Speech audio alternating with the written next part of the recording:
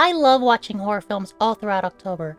It's just the perfect time to binge scary movies. But sometimes it can be daunting with the number of horror films that go completely under the radar. Like, how do you know if it's gonna be good or not if you've never heard of it? So today I wanted to recommend you 5 horror films that you totally want to check out this October, if you haven't already. Now with this list, I wanted to strive away from horror films that people have probably already seen or heard about, like Hereditary, while also not including any very recent films that are still very much within the public conscious, like Nope. Although those 2 films are amazing and you should totally watch them too. I wanted to give spotlight to films that many might not know about, or are pushed aside by some of the bigger films out there. This is by no means a top 5 or anything like that, as I didn't want any of the films to overshadow one another, so these films are in no particular order. And don't worry, I'll try to remain as spoiler-free as possible. Starting off with The Void from 2016. As a huge fan of eldritch horror, I love it when a film takes inspiration from the writings of H.P. Lovecraft to create something that is truly amazing, and The Void is one of the best depictions of eldritch horror I've ever seen in media thus far. In a small town, a sheriff discovers an injured man crawling on the road and rushes him to the hospital. All seems fairly grounded until the sheriff begins to experience visions, the hospital gets surrounded by dagger-wielding cultists, and some of the people in the hospital start turning into horrid amalgamations of flesh and tentacles. This is an independent film being partially funded by an Indiegogo campaign, but throughout the majority of the film, you wouldn't even be able to tell. The creatures in this film look amazing as they were built using practical effects. The Void is engaging the whole way through, and is definitely a film any Lovecraftian horror fan will love. Next, I want to recommend a classic film that not a lot of people seem to talk about. The Phantom Carriage, 1921. When people refer to silent black and white horror films from the 1920s, they often bring up Nosferatu or The Cabinet of Dr. Caligari, but I never hear anyone talk about The Phantom Carriage. On New Year's Eve, at the stroke of midnight, our main protagonist dies and is visited by the Grim Reaper, who takes him through his past, reminding him of all of his sins and failures in life, a la A Christmas Carol. Although the film isn't scary by a modern-day sense, the atmosphere and some of the shots really remind me of the Halloween season. The tone is very melancholic, so I can see why this feature wouldn't be as loved or remembered as some of the monster-centric films of his generation, but if you love a good drama with a haunting narrative, The Phantom Carriage is definitely for you. Since this film is over 100 years old and well within the public domain, it can be relatively easy to find a copy online to watch, or to play in the background of a Halloween party for some cool spooky ambience. Moving back to this century, yet sticking to a black and white style,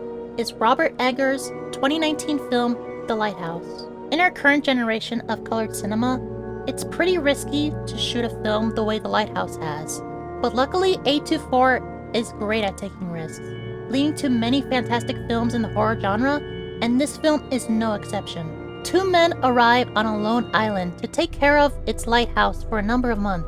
Over the course of the film, the men slowly lose their sanity from hallucinations and one another. The performances of Robert Pattinson and Willem Dafoe are incredible and carry the film all the way to its climax. The cinematography is equally brilliant, not only being shot in the style of films from the 1930s, but also paying direct homage to classical works of art. The Lighthouse is very dense in its symbolism and themes, and is definitely worth checking out if you're a fan of dissecting cinema. But maybe you're more in the mood for a horror comedy.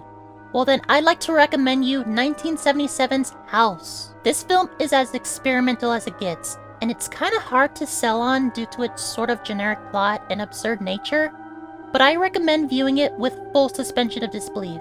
A group of high school girls set out to visit one of their aunts for the summer in her lavish mansion. It's all cute fun until heads start to roll, limbs get dismembered, and the house comes to life to torment and massacre the girls.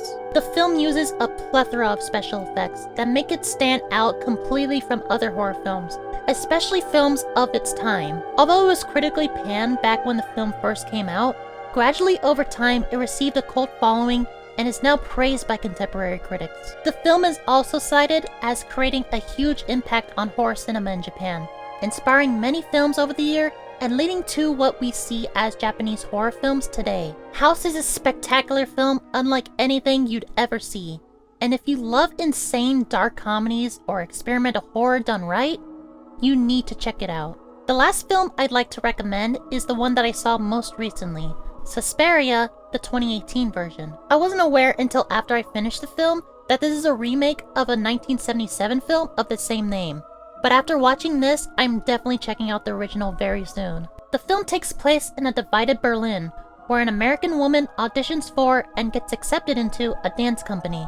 She swiftly takes the lead role of the current dance performance, but not without exposure to witchcraft and the disappearances of other dancers. The performances in this film are brilliant. From the choreography to the acting, it's an incredible spectacle. The way the dancers contort their body throughout the film leads to some extremely disturbing scenes. How it was shot also reminded me of some of the direction of a Wong Kar-wai film, with its fantastic mirror shots and frame rate manipulation. The borderline uncanniness and political undertones of Suspiria make for a remarkable film experience. If you're into the unity of high interpretive art and cinema, then this movie is something you should totally check out. So those are 5 horror films I recommend you to watch this month. Make sure you come back and let me know what your thoughts were after you view them. And please, if you have a horror film you'd like to recommend, shout it out down in the comments. I'm always looking for more horror films to watch during October. Also, this is the first time I've dedicated a whole video to movies, so let me know if you'd like to see more videos like this. Leave a like on this video if you enjoyed it, subscribe if you haven't already, and as always, thank you all so much for watching. Have a spooky day! Bye bye!